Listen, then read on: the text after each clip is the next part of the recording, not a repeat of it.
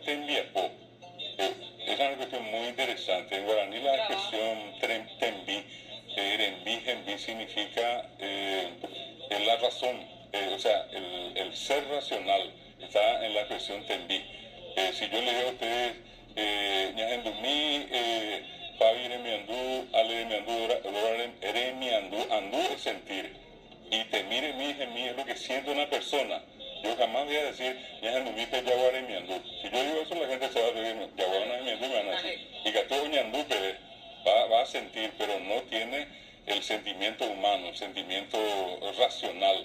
Bueno, y po es el producto. Cuando alguien escribe una poesía y entra a un lugar, no va a decir, ajenducamita debe semba a po, y no va a decir, ajenducamita debe ser enviapo. ¿Por qué? Porque es un producto intelectual. El va a po, bomba e a po, que era la palabra, es el hacer con la mano, es lo manufacturado, lo hecho a mano. Eso es el va a po. Y el tembiapó es el trabajo, el producto intelectual.